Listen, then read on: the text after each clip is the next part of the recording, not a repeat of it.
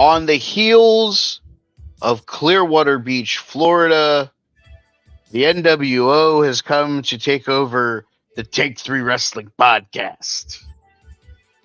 Uh, Fitting 26 years later, arguably one of the biggest nights in AEW history took place last night on the same beach that the NWO was formed. Um, we'll talk about what happened on last night's episode of Dynamite. We'll talk about what happened on this week's episode of Monday Night Raw, because those two things definitely going to be talked about heavily around the wrestling world. We also have a fun topic that Joe's bringing to the table, which when he arrives, we will also talk about what the landscape for WWE looks like without a certain fella. Jim's here already. Joe will be here shortly. Programming note before we get ourselves underway. No show next week. That's right. I will be taking the red eye flight Thursday night back from Vegas. Nice. I technically check out of my room early, so yeah, I won't really have a quieter space to get the show done. So yeah, we're 100% going to take next week off. So check out the past episodes there. Maybe if I have my computer, I can put a archived episode from way back when in the computer file, but I'll look that up at a later date. But I guess while we wait for Joe to get here, I don't want to go too deep into what happened around the wrestling world. Because, you know, 2 big title changes. A third, if you talk about a certain other title. So, I mean, I guess we can start with Monday night, because we could talk about how for the first time in, oh boy, almost 16 years of knowing Joe Lopez, I can officially tell you that Joe Lopez was officially jealous of a woman. Yes. Yeah. And I think for probably the first time in his wrestling career, I was jealous of Austin Theory. So I mean, I get it. I get it in a different way, but yeah, I pick up what you're putting down. Yeah, that for those of you that watched this week's episode of Monday Night Raw, new tag team champions, the Street Profits, lost the titles back to the Vision of Braun Breaker and Austin the Kid Leroy, with help from new member of the Vision, Maxine Dupree? Question mark, exclamation point. It definitely feels like a question mark, because I'm like, but is she? You think she's like a sleeper cell? I won't go that far. It's just, is she a member of the group, or is she the Kid Leroy's girlfriend? Ah, okay. So there could So like differentiation there. Is the Kid Leroy using her to get to things and then really isn't gonna be there, and then she's gonna have to go beg Tozawa and Otis and Mr. Gable for forgiveness later down the road whenever he kicks her to the curb. Gotcha. That's my thought process, because those are. I feel you. Okay. I feel you. Because that feels like a very Triple H thing to do from time to time. Yes. So, are we surprised at the short title run for the Street Profits?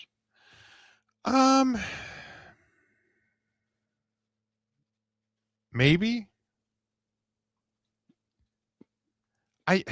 It's hard to tell because like sometimes I'm like, this company doesn't actually know what it wants to do with tag titles. I think that's at the core of it. So like somebody comes in on Monday and is like, "Hey, I got an ideal. Let's let's have the Profits win the title. They haven't had a title in a while. And somebody's like, Doot. yeah, that's a great idea. Love them Street Profits. Like, them guys have been eating chicken and rice, and like they're doing real good, and they're all beefed up and yoked up and shit. And like everybody cares about Montez and stuff right now because his wife's pregnant. So he's like, yeah, let's put the tag titles on him. And then like a week later, they're like, hey, we have a tag title match tonight, and they're like, I don't know, do we? Who's our tag champions? The division? No. The Street Profits won it last week. When the fuck did that happen? When? On Raw? Yeah, on Raw. They beat Division. They beat Division on Raw. Yeah. Huh. Well, hey, wait, what's that girl doing? It used to be with the fat guy with the hair and the belly. Who, Maxine Dupree? Yeah, the Stacy Keibler looking one. Yeah. Well, yeah, I got an idea. Let's have her dress in like a black leathery outfit and jump on Austin Theory's belly. Well, why would she do that? Well, because they're going to win the tag titles. They're not the tag champions. No, you dummy. I just said that it's that the Street Profits are. Well, let's get the titles back on the Austin Theory people then. All right, yeah, let's do that. Sounds like a great plan. Like, that's what I imagine booking the tag division WWE sounds like sometimes. That's exactly what Michael P.S. Hayes sounds like. Doot. All the time. Doot. Hey, I got an ideal. Doot. Toot. Hey, Michael, it stinks back here. Yeah, toot. Yeah, it smells like Bad Street, Atlanta, GA. Yeah. Somebody took a big old dumper on Bad Street, USA. Michael, was that you? Toot. Doot, dropping a toot. I would just love to have, sneak a little pocket recorder in that guy's like shirt pocket, just to hear what the actual inner workings of that fucking dummy's brain. Can we just put a hot mic in the fedora that he always wears? Oh, doot. That'd be so epic. Yeah, I got an ideal. It's almost as good as Bob Holly's idea of giving me the title and I'd kick everyone's ass. He's just like walking around his house in the morning. I got an ideal. Like, who are you talking to, Michael? Ain't Vince here? No, he ain't here. Oh, doot. Could you imagine he's just like, I got an ideal. And he just writes a whole song about having ideals. It's like the I Got $1 from the Little Rascals. I got an ideal. Hey. And you hear Jeff Jarrett's laugh in the background. Good Lord. We are all sorts of fired up. We are 8 minutes into this thing. On one. Today was a day. It sounds like you had a long day with intern Mark. He's on one like he always was. It's unbelievable. When he's on one, he's on one. It's amazing. Most people get like more tired as they get old. Mark like ages in reverse. He's going to be the most energetic 90-year-old man at the nursing home someday. Hiya, Puddin'. Oh my God. I just feel bad for the nurse and the nurse's aides that deal with him when he's 1,000. I feel worse for his children. I don't. They're just like him. Well, Alex is definitely just like him. Met him at the WrestleManias in Philadelphia. Have not met Lauren, so I can't attest to. His loving daughter turns 25. Oh, on Friday.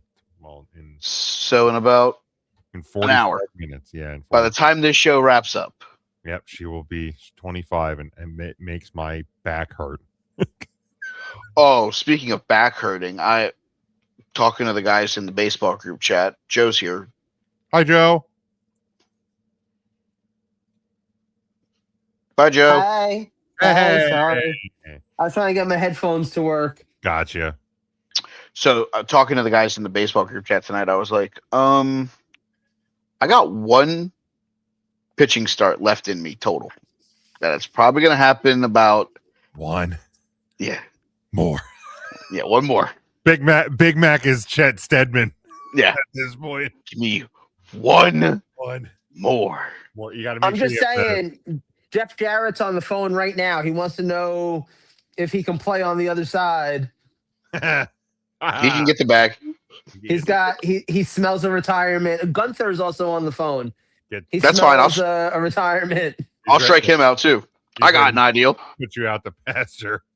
I got an ideal. Got an ideal. Hey. So I was telling them probably either the last game or the second to last game of the regular season will probably be the last time that I pitch. And they're like, yeah, you said that for like 4 seasons, 5 seasons now. And I'm like, there's a big difference. 33 in saying it and almost 38 in saying it. The body ain't bouncing back as fast at 38 as it was at 33. It happens way too quick. I mean, I actually have the photo saved, the meme from Moneyball, where Brad Pitt is sitting in the Coliseum with the quote where we're all told one day that we're done. We're all told we can no longer play the game. Some of us are told at 18, others are told at 40, but we're all told. Yeah, that's the feeling that I had as I sent that text message today, where it's just like, yeah, ma'am. Fuck. Then it's gonna be just full-fledged manager of the team, and then I get to just yell at people the whole time. It's a way to do it. Gives me a great ideal. Joe, ounce of jealousy for Maxine Dupree. Where's it stand? For some weird. Okay, I don't know how to explain this 100% other than our phones listen to every conversation that we have. My Reddit For You page has started including a subreddit that is all about the theory, no pun, that Austin Theory is in fact secretly a homosexual. And there's a lot of posts that go into a lot of great detail, with a lot of hopes and prayers, and possibly, I don't know if it's a real video or not. I don't know if it was a real leaked video, but it's possible. I've seen things I didn't expect to see. Maybe the attention's not as much there anymore. I'm not gonna lie. So Reddit might have ruined my love of Austin Theory.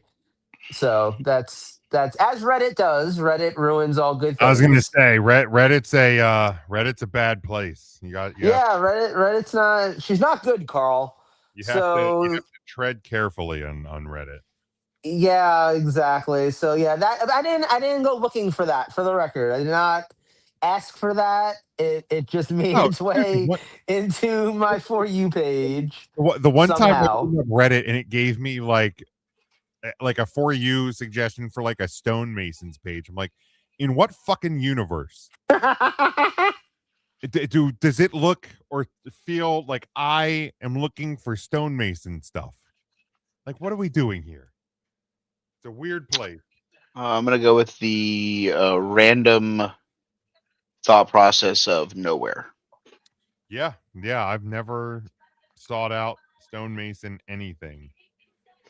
No. Ended up on my Reddit page at one point, but it is what it is. That's wild. Speaking of random things, and not on for my For You page. This one actually happened in real life. As I was getting home today, I feel like I need to share this story. As I was getting home today, I was coming up the stairs. No, this was later. Okay, I'm sorry. I got home. I took my dog out for a walk.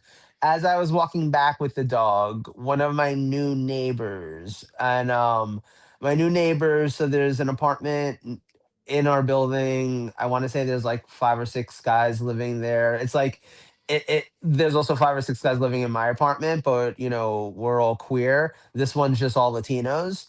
So like, same. I was gonna say so exactly the same.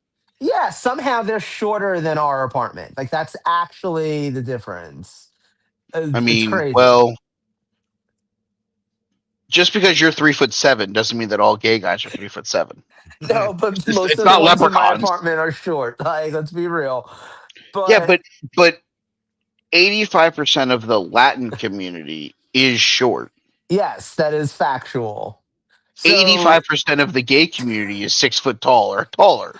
You just yeah, happen that's to actually have also true. you just happen to have 3 of the 5 of you that are under 5'4". That's Sorry. Continue. so as I'm walking up the stairs, I'm trying to hurry Rambo up, and we get to our door, and this guy comes up the stairs, and I turn around, and I just smiled and said hi because I'm trying to be nice, and he smiled and said hi back, and he was holding a Modelo, and he kind of like gave me like the cheers, like the Stone Cold Steve Austin like cheers, What?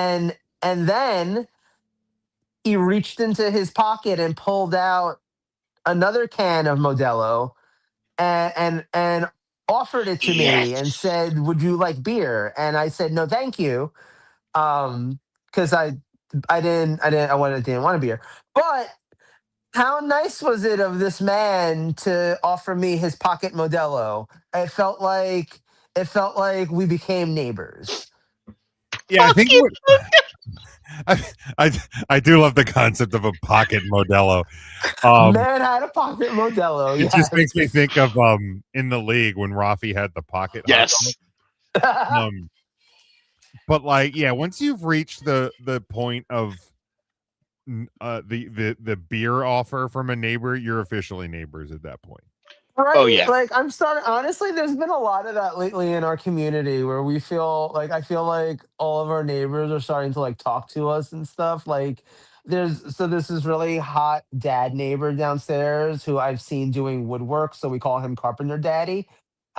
He's even like spoken to us recently, and I'm just like I love that for us because honestly, I don't know if this man understands that there's like 5.5 men in this apartment who would do things to him gladly that his wife probably isn't. But like he's decided to be our friend, and I love that for us. Are you the half man? No, No. ironically. No. Wait, there's a smaller human being than you? No, no, I didn't. I meant there's a bisexual. That's what Got it. that's Got it. that's the math I was doing. Got it. No, that okay. That makes sense. Gotcha. Gotcha. You're okay, Jim. It's not Pride Month anymore. You're good. Okay, good. Good. I'm saying Men, I don't men, have we to make So a men, yes, graphic. men, men. I don't so have to so make a tell me graphic more for about myself. those stonemasons. Yeah, yeah. I don't have to make a graphic for myself, so we're good. Men, manly, men. This is officially my warning. One more for Oh me, my and god. I have to make a graphic for myself. Oh my god, that's so bad. God, that's I funny. don't know how we got here from pocket Modelo's. I don't know how we got here from Austin Theory, but The that introduction to the show. we've gone on a journey already. Um. Oh shit. All right. So I introduced the show this week because we talked 26th anniversary of the NWO Clearwater Beach.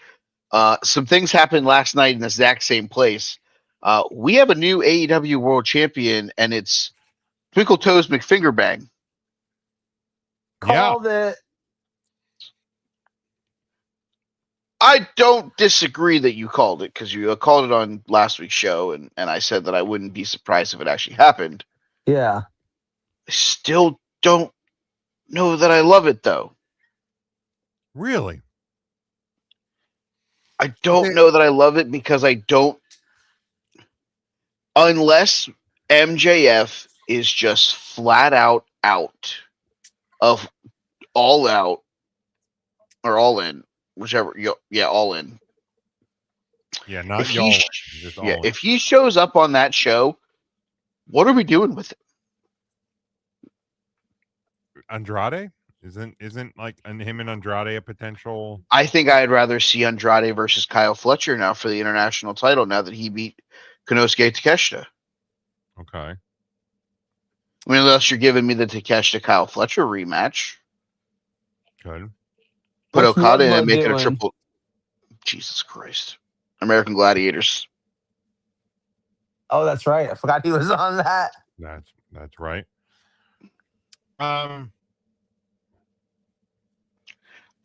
It's not that I don't think that the two of them are going to have a great match, because I think that the two of them at All In are going to have a fantastic match. It's the third chapter of Kenny Omega versus Will Ospreay. It's the rubber match. I think it's going to be fantastic. I don't think the match is my issue. I think my issue genuinely is just Max has done so much to not be involved in the world title picture at the biggest show of the year. It just feels, unless he's, like I said, unless he's off the show altogether, which if that's the case, while it sucks, I understand. So your issue, for lack of a better word, is more Max losing than it is Kenny winning. Correct. I feel like, okay, I have two thoughts here. Okay. So the first thought is You can't strike a thought. That'll get you arrested. the first thought I have is it feels like you can maybe compare this to when The Rock beat CM Punk for the world title at Royal Rumble right before WrestleMania. And all of a sudden it was like CM Punk, who had been world champion for what, like 400 something days at that point, who more than deserved to defend the world title at WrestleMania, who didn't even get to main event the WrestleMania that he did defend the world title at. He's possibly going into, it's literally right there. You're right at the tail end of it, and he deserves it, and he's about to go there. And here's The Rock, and he beats him. And it's just so they could do Rock versus John Cena once in a lifetime again, but this time for the world title. So it kind of feels like it kind of feels like he's getting the CM Punk treatment in this way, where it's like he's been such an integral part, and he's been the world champion for so much of the year, and building up into this big show, like arguably your biggest show of the year, and now you're going to take the title off of him because here's this other match that you'd rather do, even though this guy maybe deserved it. So I think that there's that comparison. The other part of it, though, and the thing that it also crossed my mind as you were talking, it feels like MJF is the new John Moxley for AEW. As in, he's now their person that they break glass in case of emergency. Like, you need a new world champion for whatever reason. Guy got injured. Guy isn't hitting with the crowd. Guy, whatever. You put MJF into that position, you put the title on him, boom, you're good for the next 5 months. It felt like for a good, like 4 or 5 years in this company's history, John Moxley was that guy, where we got him winning the world title pretty much randomly sometimes because they just needed a world champion. And hey, John Moxley's dependable. Let's go for it. It's kind of weird to think of MJF as dependable because he's a heel, and you don't think of that guy. But hey, Ric Flair was dependable in the 1980s, and he was the ultimate heel. There's a reason why he was always the world champion. There's a reason why you were always able to go back to him, I think MJF has become that, talk about being a pillar of AEW. He is someone who at any time when they need him, he can go from being, doing a comedy feud for 6 weeks to fighting for the world title after that and winning the title, and nobody questions it. He's got himself to that point in AEW, which is both good and bad because now it'll be the reason why he gets to be like a 7-time AEW world champion, but it might also be the reason why he never main events the biggest show of the year. I mean, I think he will eventually main event one of them, just because of sheer volume. Even Moxley's main evented one, right? Correct. Or a couple. That's why I'm like, I think from a sheer volume perspective, He'll inevitably main event and All In. He already has. Oh yeah, so then I don't give a shit. No, I'm kidding. Right. Um, And then Adam Cole. That was right. Like Oh, that was All God. In, or was that All Out? I honestly don't remember. I really don't either. Nope. It was an All In. It wasn't All In, I believe. Yeah. It was the first one in England because they Okay, opened the show. yeah. They opened the show on the buy-in, winning the tag titles or defending the tag Kangaroo titles kick. again. Yep. Does he still do the kangaroo kick? No, he's a heel, Damn it. and Adam Cole's dead. Dead. Pretty sure he's dead. Britt Baker said he's locked in my basement. I don't think they're together anymore. That's why he's locked in the basement. Nah, I think she left him. Damn. You have Yeah. a bummed ankle, and you won't let me do your teeth whitening anymore. Huh. It's Oh all my the god. boom. It's like, what do I need white teeth for? I'm not on TV. Teeth whitening, baby. Honestly, I feel really bad for Adam Cole because not only is he injured and short, but he's like also never going to wrestle again. Correct. I do want to have an Adam Cole conversation one day on this show because if there is a more what if, because he leaves WWE and then Triple H becomes in charge. Mm-hmm. He was Triple H's guy in NXT. Mm-hmm. Like, what would he be doing on the main roster right now? Because he'd be there. You would think. I mean, Like, would he have been the guy who took the title off of Cody Rhodes to lose it 9 days later? But here's the thing, right? Like, Johnny Gargano is a Triple H guy also, and he's there. Johnny Gargano also got murdered because of the fact that he was in the tag division for this first however long that he was up on the main roster with the guy who he just had feud of the year with, because Vince McMahon doesn't care about the tag team division. Yeah, but let's be real. There's a real world where Adam Cole is on the main roster, teaming with Kyle O'Reilly. There's also a real world where he's the reigning and defending Intercontinental Champion or U.S. Champion instead of whoever the fuck has those titles right now. No, totally. Adam, honestly, right? I don't want to get deep into an Adam Cole conversation, but like, he's definitely one of those people that I've always had a very polarizing view of as a talent. Like, I've both loved him and kind of been not impressed by him at various times. yeah, I do think, yeah, we can have the conversation someday. But yeah, I also, Adam Cole feels more like a big time professional wrestler. Johnny Gargano feels like a little wrestling dork. Oh. If that makes sense. And that's not, and I'm not saying that to disrespect Gargano, but I think when you're talking about like who has the potential to be like a main roster single star, Adam Cole, when he just the way he is presented, entrance, vibe, everything, sports entertainer. Johnny Gargano, nerd who can run.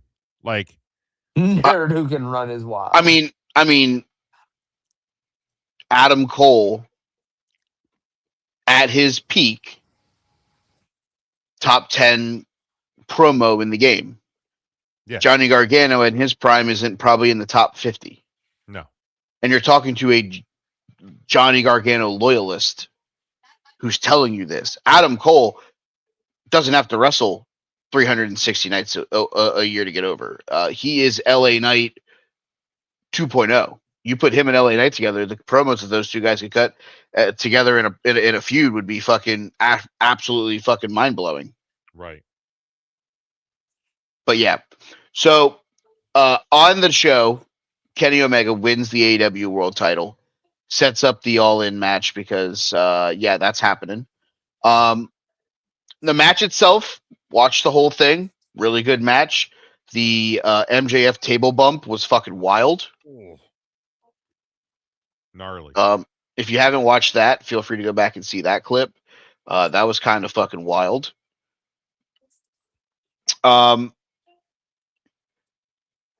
Obviously, we know what's next for Kenny, or at least we assume we know what's next for Kenny. I'm going to assume that he's going to have a title match at Redemption. Who that is, I do not know. Where is the show? Montreal, Quebec, Canada. What's Adam Copeland doing? Probably defending the AEW tag titles against somebody. But what if he's not? What if we actually, like, I don't know, put a heel in there that could get booed by the pro Canadian Kenny Omega crowd even more?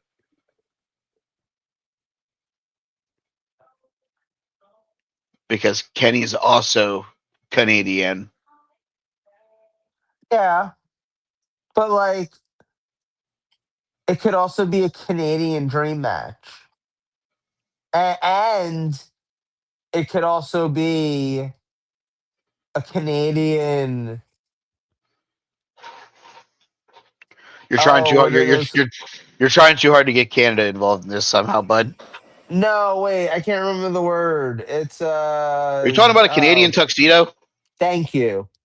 Jesus Christ! Let's do a Canadian tuxedo match with Ledge and Omega. And is Chris Jericho the referee? No, Stoops the fucking referee.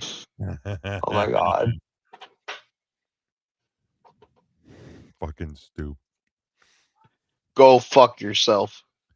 Do we have a AEW World Title match on the show? Like, or do we think, like, I get it's in Canada, but like they have enough riches in that company, even with doing an 18 match epic, because it's what they're going to do. Like they don't need to have a world title match, right? I don't think. I'd say they more need /want Omega on the show somehow, but you could put him in a different match. Is Kenny Omega going to have a successful title defense with of the belt? Yes. Then that's the show you do it on. Yeah. No, I think it's just going to be on a random Dynamite. Really? I wouldn't even won the title on a random Dynamite. No, this is Clash of the Champions, Saturday night's main event. They gave it its own title. This isn't a random episode of fucking on the beach. Yeah, the same week of the anniversary of the NW. Like this actually was. Did it look like one of those shows? Yes, they were. Yeah. Like aesthetically, it looked like the old like Nitros and like it was on the beach. Yeah, it was. It had the long walkway, the elevated rampway, the 2 lifeguard chairs, sand, everything. Oh, I gotta watch that. I actually would probably really enjoy the show. Yeah, it was a cool vibe. I will give him. Okay, can I wrestling hot take possibly? Sure, I always really enjoyed a good ramp. Like when WCW would do the ramp down to the ring, I was a fan of the ramp. I know a lot of people don't like the ramp, like that goes that goes directly up to the ring. Oh no, I don't like that one. Yeah, most people don't. I love it. Hold on. That ramp cost us Adam Cole. Fuck that ramp. Like I don't mind like stage and ramp, but the ramp has to end before. Yeah. No, I like it right up to the ring. I like the old WCW, like the ECW used it a few times too, I want to say. Yeah, like, and then Taz Bam went through it. Go through it, yeah. Yeah. They couldn't do it anymore because Taz broke it. Dude, they couldn't pay to get it fixed. It makes me really sad that Bam Bam Bigelow wasn't around for like a renaissance, because that man would have had a renaissance. Yeah, I agree with that. I don't hate the long ramp. I like it in small doses. Like this show, fine. Don't use it again for another like 3 months. perfectly fine with it. Right.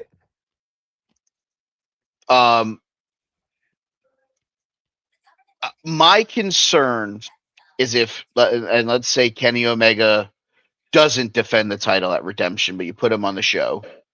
Are we going to get the stupid challengers as teammates to fighting against the Don Callis family? Right. Like, yeah, and like I haven't watched enough of AEW. I mean, watching the main event last night was the first AEW programming I think I've watched since Revolution. So like I mean if I think if Kenny Omega, let me look to see, do they have where all the Dynamites are. Let me take a look to see. Everything should be posted through All In. So July 15th, regular Dynamite in Boston. Then we have a Dynamite Collision in Nashville. Then we have Redemption. Dynamite Collision taping in Detroit. AEW Grand Slam Mexico. Yep. That's where he defends the title. Could defend a title there. Dynamite Collision in Vegas. And then Baltimore. Is that the venue that I saw Dynamite show at? I think it is. Ring of Honor, Death Before Dishonor, Collision in Reading, Dynamite in Glasgow. Then you got All In. Yeah, so like the only places I see him potentially defending the title would be Redemption or Grand Slam in Mexico. Yeah. Because he could fight somebody from CMLL. Yeah. Kenny Omega versus the Beast Mortis. So here's my question for you guys. If Kenny Omega were to only have one title defense before the Will Ospreay match, who's the one person you want to see him defend it against? Just you personally, because you want to see that match. Who's the one person?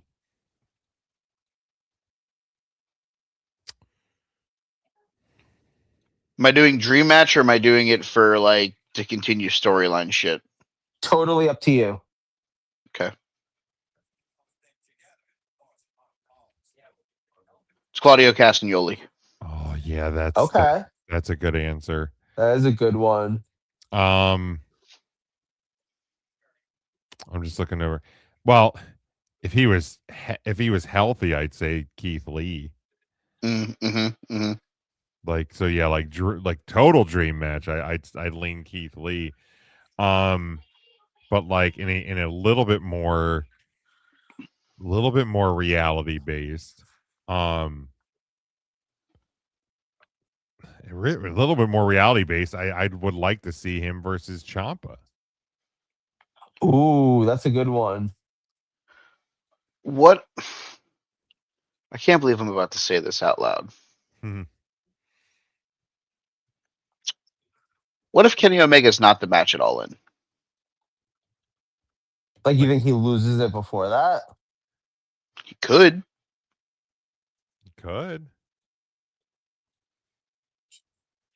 To Swerve. Yeah. Shit, I didn't really think about that.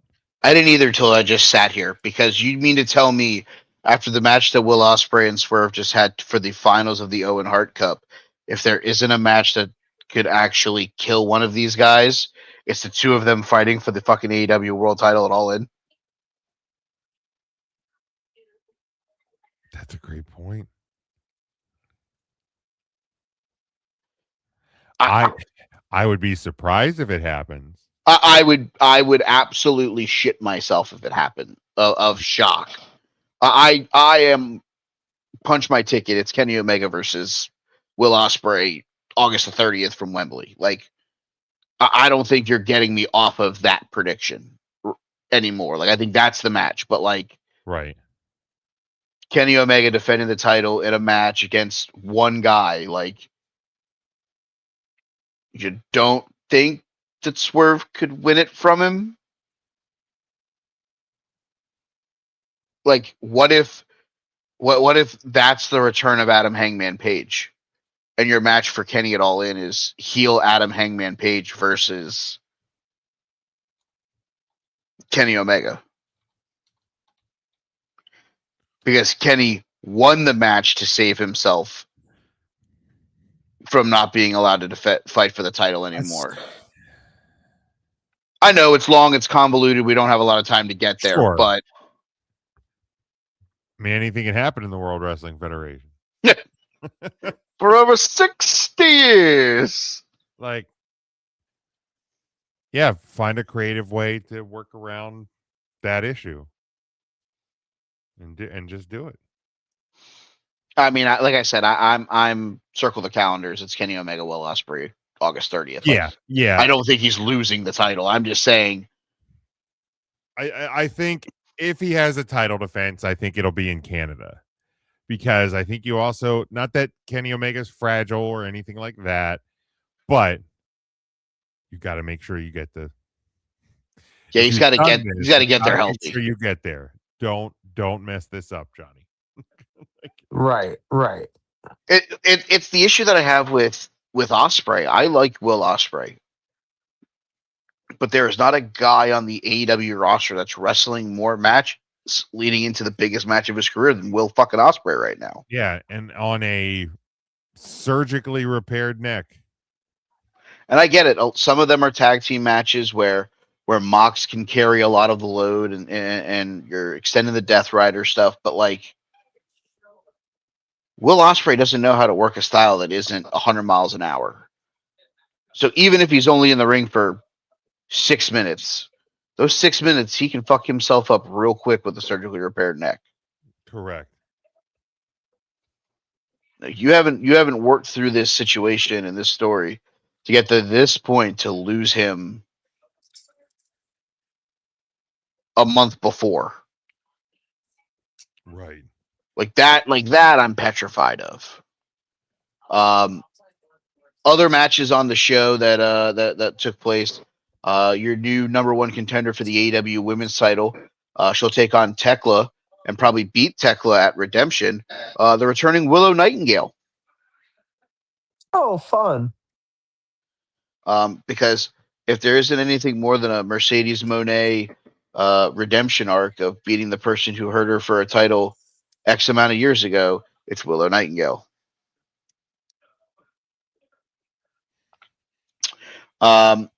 Post-match, Willow is celebrating. She gets taken out by the toxic spider lady, Hecla Tekla.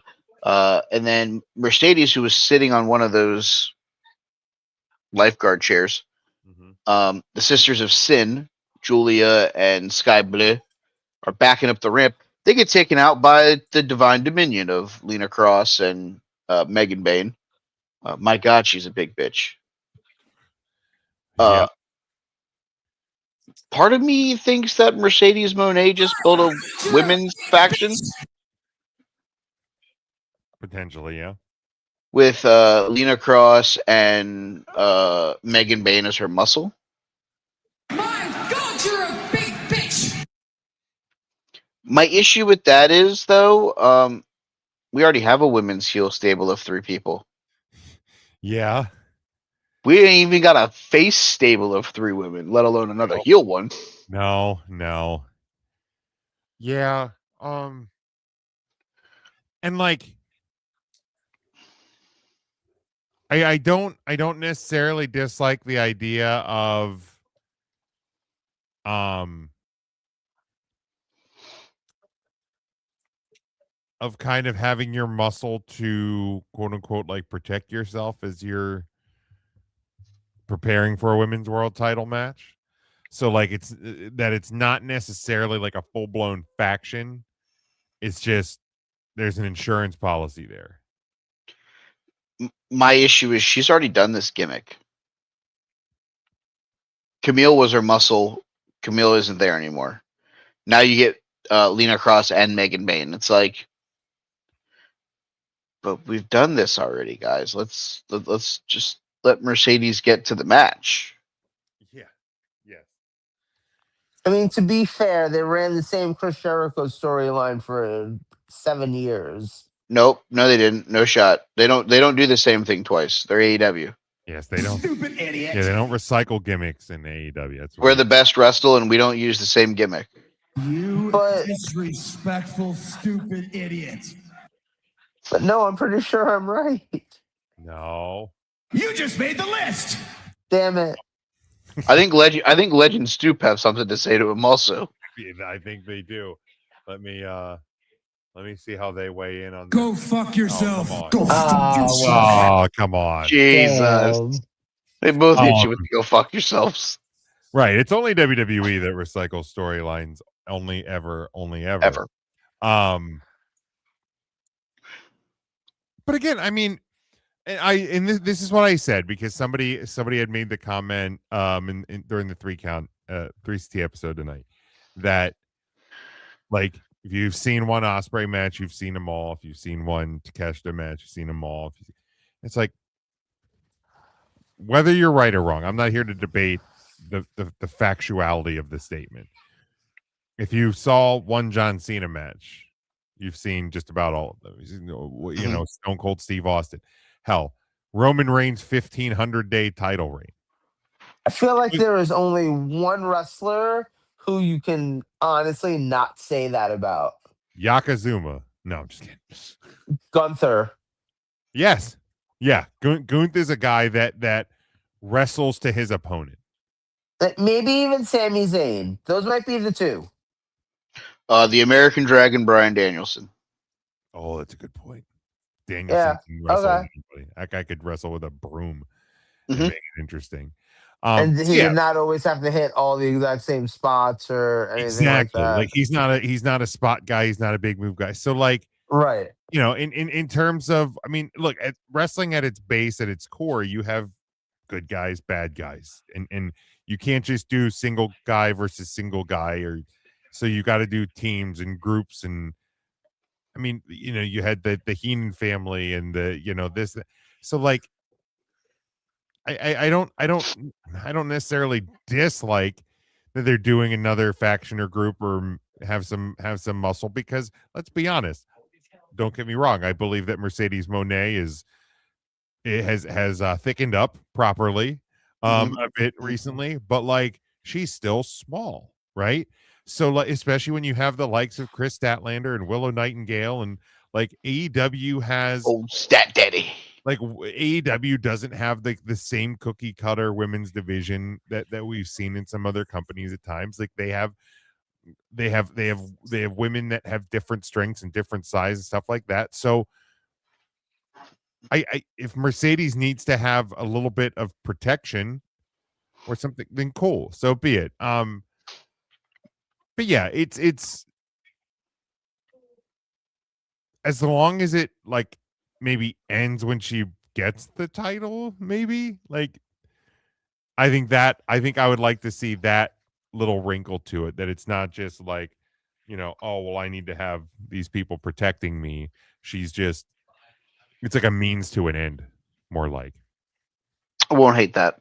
Also on the show, new international champion Kyle Fletcher defeated Konosuke Takeshita to win the title. Okay.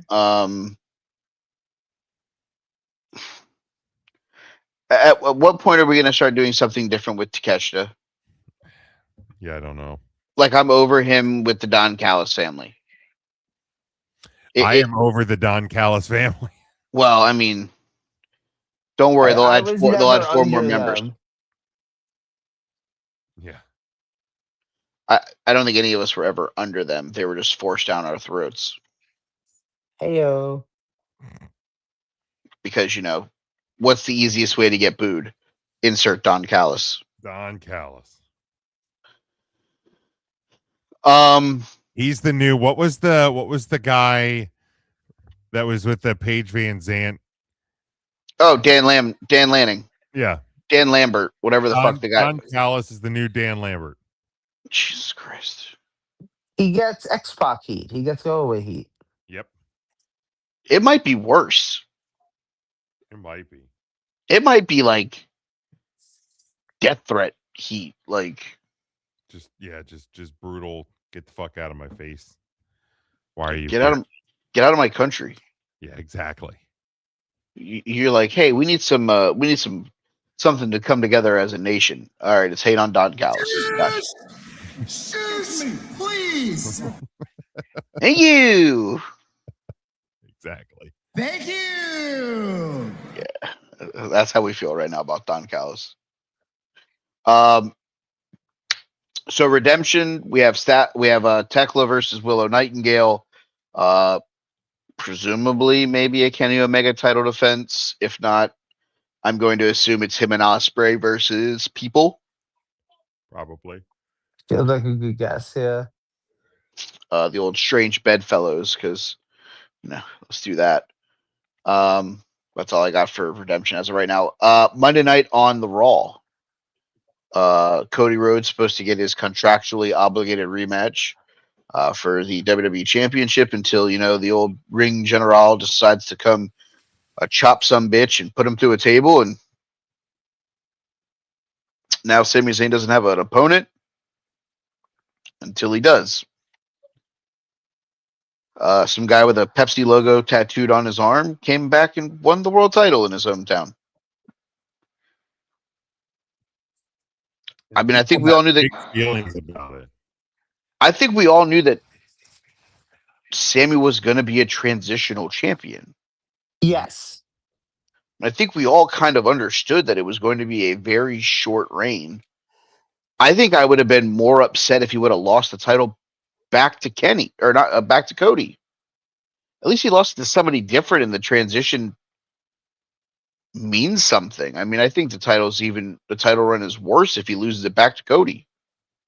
Did you guys see the video of Sami Zayn backstage? Yes. I don't know if Joe has, but I have seen it.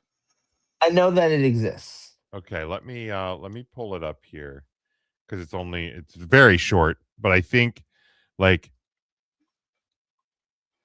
this is some of the best work Sammy maybe has ever done, and I think it makes this whole thing all the more compelling. I have a question. Come with me. I have a question.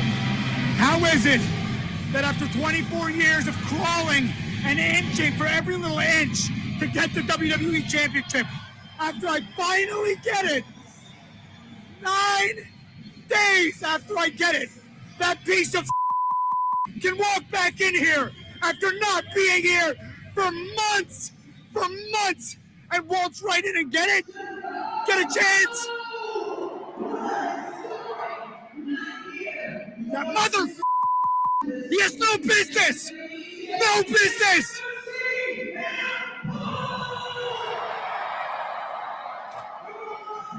And Sammy just shown very upset, kind of goes down to like one knee.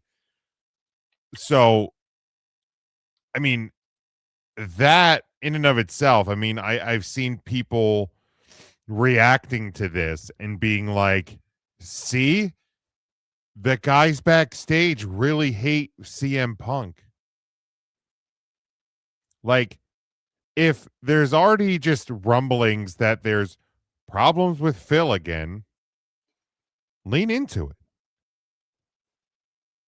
Like, and if you're now kind of like dropping these little hints and like with this backstage promo and stuff, like they're creating, at the very least, creating the illusion that CM Punk, at least in some people's eyes, is becoming the thing that he once said he hated.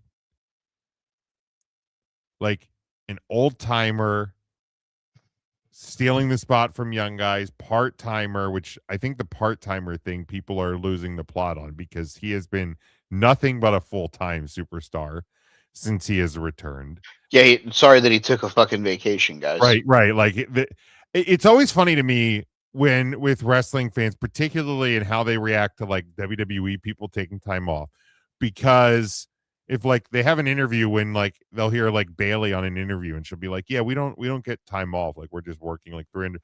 man, there should be a wrestling off season, and these people deserve better. And then like Phil takes 48-year-old Phil from Chicago takes 3 months off after working basically nonstop for 2 years. And people are like, oh, part-timer Phil. And it's like, okay, do you want an off season or not? Like, Well, yeah, or it's Phil's leaving because he's ruffling feathers, Phil's not happy again. or he's 48 and wants to go probably have sex with his wife and Right. fucking. You see the pictures of AJ Lee in a bikini on a beach? Like, that was fun. Phil probably took those. Yeah, I'm sure he did. But like, yeah, lean into it, and then like literally go back. I fucking love your picture, Mike. Go back to the very first Monday Night Raw after CM Punk's return after Survivor Series. Okay, he closes the promo. The music starts playing. I think Raw was even going off the air. And he looks right in the camera, not on mic, but right in the camera and says, I'm not here to make friends. I'm here to make money. Correct. That was the exact line. Like they've told you this is what CM Punk's here for from the jump. Like, so when he goes after Roman and when like he looks at Cody and goes, hell, they told you this the night after WrestleMania. He looked at Cody Rhodes and said, you can get a title shot at any time. And surprise, surprise, Gunther jumps Cody. Who's there to fill the spot? CM Punk. You can get a title shot at any time. They've told you this for months. They've told you this for years. Lean into it. And that's what I think the WWE is doing. But the best programming that you can do in professional wrestling, we've said it for a very long time on this show, on 3CT, just in general, the best wrestling program is when it seems real. Correct.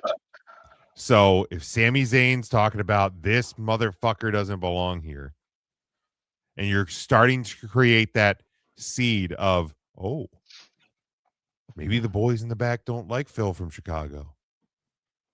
You've now hooked people. You've now got people locked in again. And you also can create a different type of heel, quote unquote, heel CM Punk champion. And also, if depending how you want to play it out, Sami Zayn can have a similar arc to Daniel Bryan's WrestleMania. Because guess what? It was SummerSlam before WrestleMania 30 that Daniel Bryan got screwed. It's July before WrestleMania Saudi Arabia that Sami Zayn got screwed by CM Punk and his pal Adam Pearce in Chicago. Like this is easy. This is almost that, and I'm scared to say this because booking, but like this is almost infallible for the WWE. So, where I guess my question is, where are these two going to go? Phil and Sammy for SummerSlam.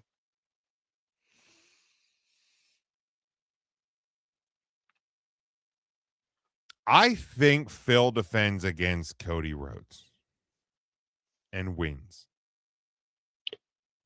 Is there a world where it's a fatal four-way? Could be. I think it could be.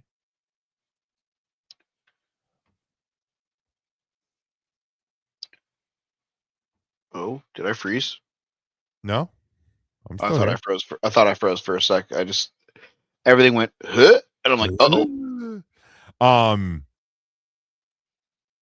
So what? Phil, Cody, Sammy, Gunther? Yes. I mean, I'm in for that match if they do it. But I think if they're going to do an arc that gets us Sami Zayn back in a world title picture at WrestleMania in Saudi Arabia. He doesn't have any part of a world title match at SummerSlam. Okay. Because you have to start creating that. Okay, so I guess it's me, the last real good guy against the world. Because that was the premise of the Daniel Bryan thing. You're holding the little Correct. guy, and there's parallels there with Sami Zayn. So there's potential. Or I guess theoretically, if you do the 4-way, then somehow he could get screwed by Cody or something like that. So one of the Wrestle Twitters has said that the internal discussion is the night 1 main event, Roman Reigns versus Seth Rollins. The night 2 main event is Hell in the Cell, or vice versa. Okay. Wouldn't Cody Rhodes versus CM Punk be something that should main event one of these 2 nights? Or is it going to be on the free hour of fucking the ESPN preview one of those nights? That's true. Because, like, I get it, but CM Punk defending the title against someone that isn't Cody Rhodes feels like CM Punk's defending the world title to start night 1 of SummerSlam. You put both of them on the first hour of one of those nights where it's like, cool. Then what do you do? Right. I guess there's some questions internally about about SummerSlam too, because the whole is Rhea Ripley going to be cleared? Because if she's not, what are you doing with that title? Yeah, that's true. So, I mean, on a scale of 1 to 10, I mean, what would you give both title changes this week, and which would you say is the more shocking of the 2? Joe, do you want to weigh in? Yeah, sure. And then I'm probably gonna peace out after that. I'm fading. Okay.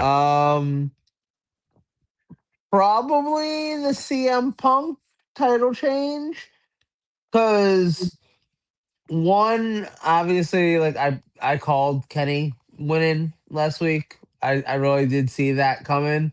I felt like I'd have been more surprised if he didn't win the title, honestly.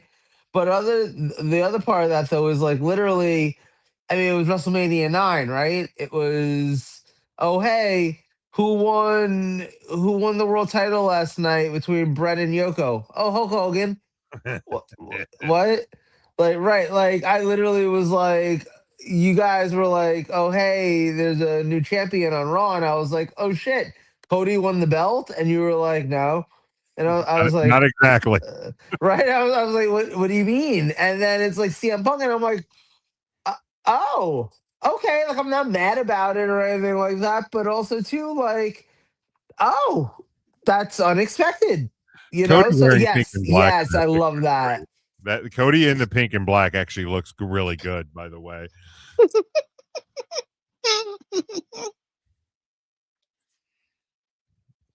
Yeah, I think Sorry, CM that picture Punk was great. definitely the most shocking, because again, the match was Cody versus Sammy, and I think it was very plausible that Cody Rhodes just going to win the title back and take it to SummerSlam to face CM Punk. Like, I think that was kind of an easy journey to book. So I definitely think that Cody, CM Punk winning, is the most shocking. But honestly, I give both world title changes a 10 out of 10. I thought that the WWE had the right element of surprise, crowd reaction, and just, yeah, look, anything can happen in the WWE. And then with AEW, it was like, to me anyway, it was like they're giving us what, in my opinion, and I feel like I am more of a casual AEW fan because Tim didn't agree with me on this on 3CT, and shockingly Ryan didn't either. But to me, Kenny Omega versus MJF is the better match for All In. You mean Kenny Omega versus Will Ospreay? Yeah, sorry, Kenny Omega versus Will Ospreay. Agreed. I agree with you. Like MJF versus Will Ospreay is a tremendous world title match for Redemption, Grand Slam Mexico, Full Gear, Revolution, Dynasty, insert Knox Landing. Right, insert every other AEW Dallas. pay-per-view name here. But like All In is in essence your version of WrestleMania. WrestleMania is the show that doesn't cater to the everyday WWE watcher. It caters to the people. It's like, oh shit, it's WrestleMania season, I have to watch. All In, I feel like, should be that season for AEW where it's like, look, we're going to give you Tackler versus Mercedes Moné, or Loop, a Legend Stoop versus FTR again, and maybe we'll trickle in the Young Bucks because we do great tag team matches and tag team title matches, but also we want to do things that are big marquee things. And Omega Ospreay, I don't care if you've seen it before on TV. It's the first time it's in a stadium. It's the first time for it's the world title. It's the main event of All In. This is huge. Like, so for me, I think 10 out of 10, they did it right. They gave us question marks because he had the Ospreay interference, and you thought, aha, it's not going to work. MJF's going to get the win. Omega hulks up and ends up getting the victory. So in different ways, just fantastic main events, fantastic title matches. And I watched 2 main events in professional wrestling this week. Both were fantastic. To me, that's good. That's good stuff when both companies are doing things well. What was Ryan and Tim's take on? They both kind of thought that like AEW couldn't have gone wrong either way, but they just kind of think that like for the AEW audience, like MJF probably quote unquote deserved that spot more because he really is kind of like the biggest and best heel in your company. He is AEW's Ric Flair. He is 1,000%. That is a fantastic descriptor. He is the guy that everybody wants to beat. He's the antagonist. He's the good promo. He has great fucking wrestling matches, and he doesn't have to win. But when he wins the most important matches, and he always takes a little bit of your soul on the way out. So when he loses, it's very important. So for him to lose the title at Clearwater Beach on an episode of Dynamite against Kenny Omega had to be important. They knocked it out of the park. I'm not disagreeing with that. I can understand. All right, so Joe left. Bye, Joe. I'll take some of the heat on that. 3CT got long-winded on both shows tonight. I'm just trying not to lose my train of thought, which I think I just did. But I can see where Tim and them are going with where MJF really should have this match, and that's been my whole thing the whole time. Because while you're right, this should be their WrestleMania. This should be them booking to get the fans in attendance and to watch. They've never done that before.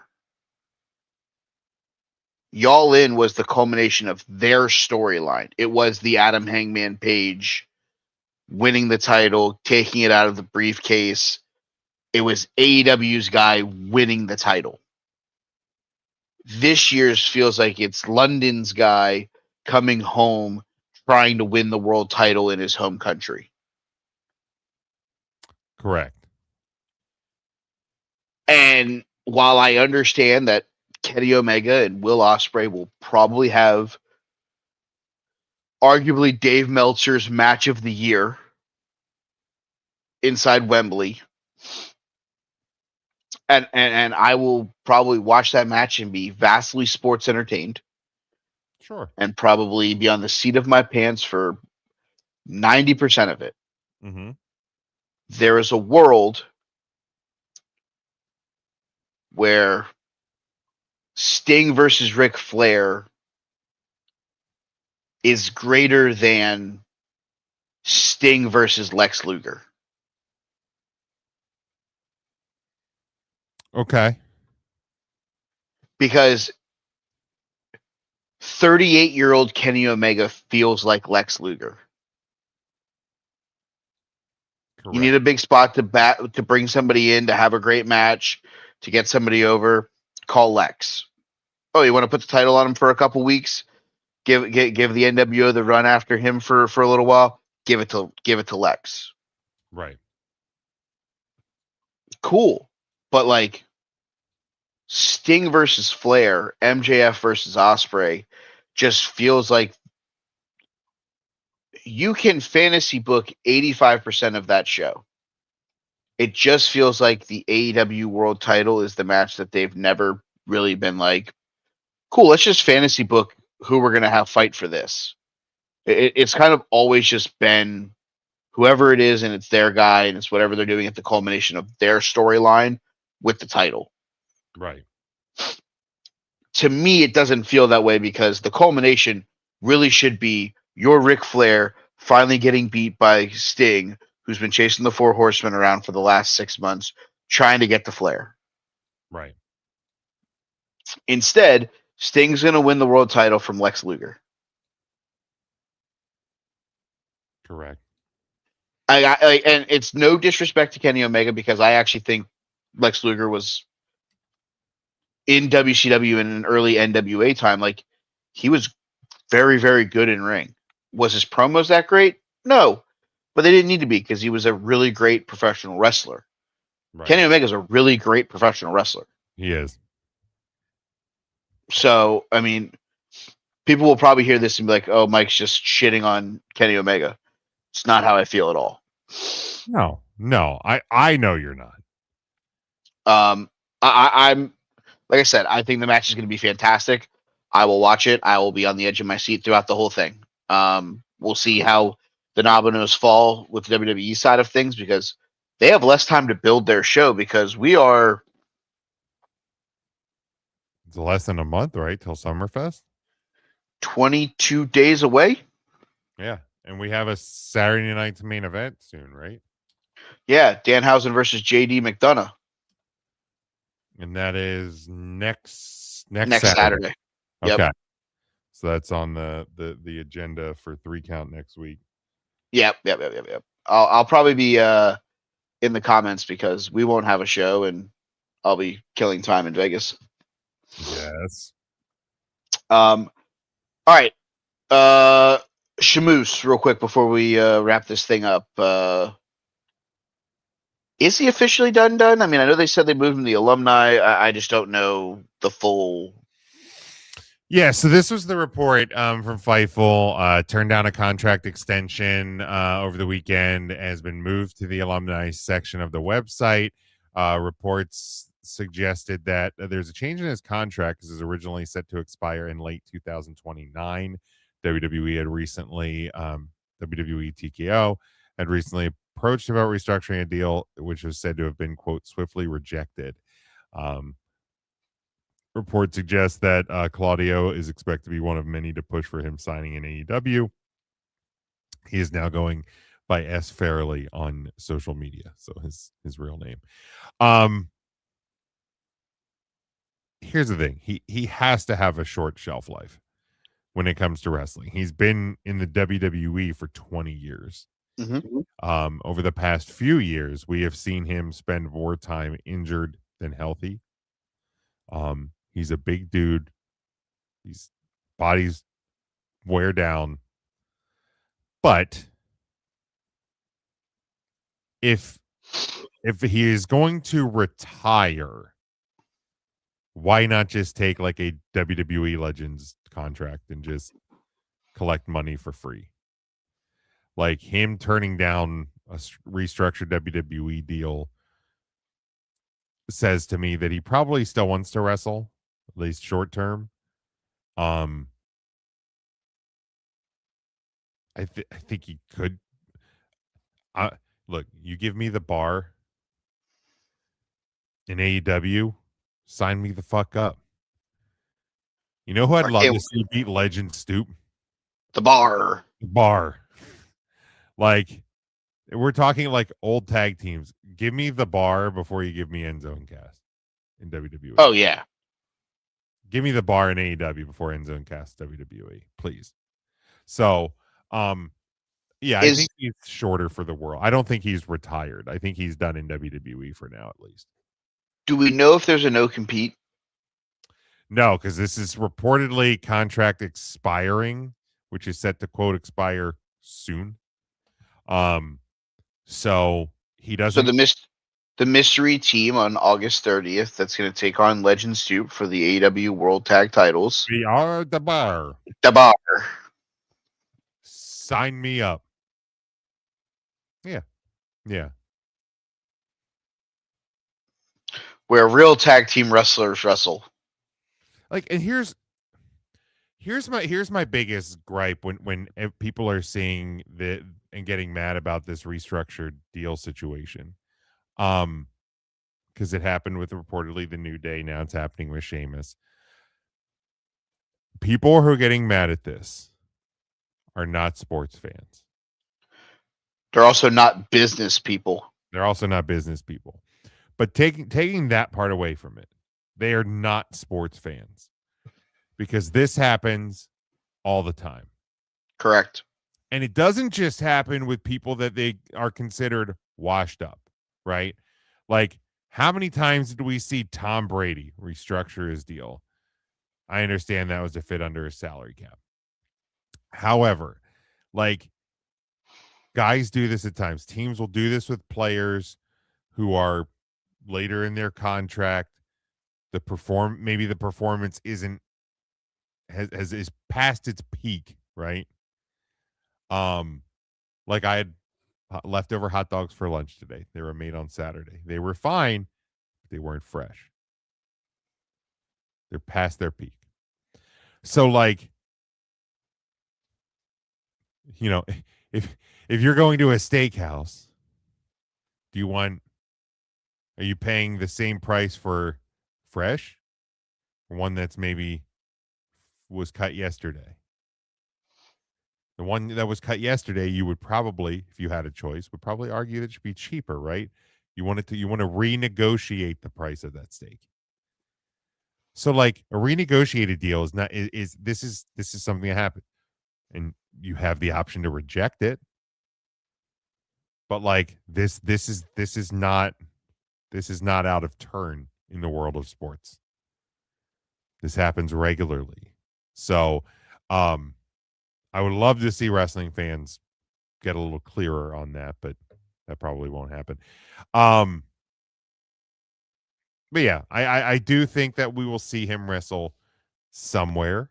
I will say on 3CT. I think that 3 out of the 4 of us thought AEW seems like a likely landing spot. Tim thinks that TNA is doing a let's see what legends we can get in the door type of deal right now. And he could see Sheamus working there because the work schedule's light in TNA. So I mean, to be fair, the work schedule is late in AEW if your name isn't Will fucking Ospreay. Well, you're not wrong. You're not wrong. What I will say, I do think he ends up somewhere. TNA just doesn't feel right because it's WWE adjacent. Agreed. Like, how much of a grudge is he holding that WWE adjacent is trying to sign him after WWE proper just try to take money from him? Right. Doesn't really feel like that's the role that he's going for. Now, a member of the United Empire in New Japan, very possible. You know, AEW obviously feels like the common denominator here. It feels like the logical endpoint for him in this regard. I'm just upset that he's never going to be a Grand Slam champion because they never put the IC title on him. Yeah, that's a bummer. They missed the opportunity because I know it was in the cards and he got hurt and then he came back and Guth was in the middle of the fucking reign of terror and they weren't breaking the 666 day reign to get him the Grand Slam. So it was like, man, I really wish they would have pulled the trigger somewhere else. Yeah, that one. That's one they should have done. That one was like they found a way to do it for, and don't get me wrong, I understand that John Cena and Sheamus are different. They got John Cena an Intercontinental title win in his last year. You had opportunities to get Sheamus an Intercontinental title, and you correct. Not even like it was a world title; it was the IC title. Right. It's a title that for years nobody even fucking knew it existed.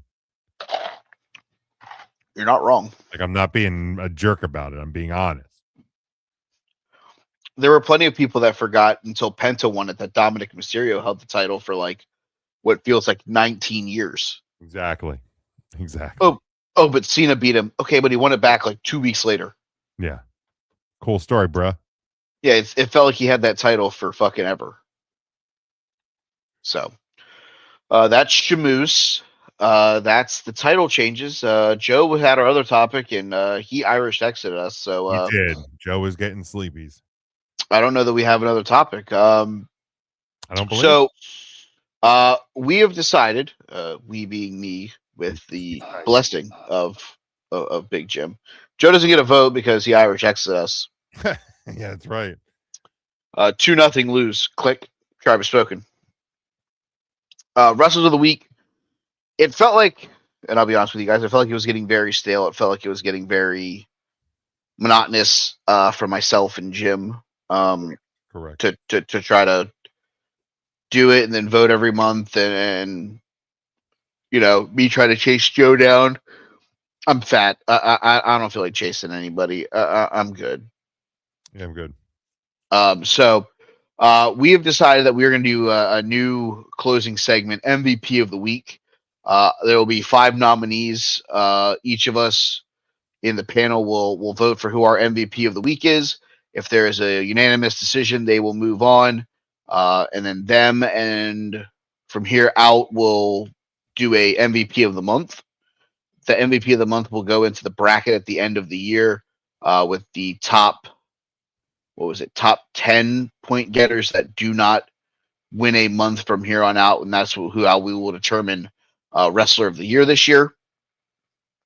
So our first installment, it'll just be me and you voting. So if for any reason we end up tied, we will text Joe.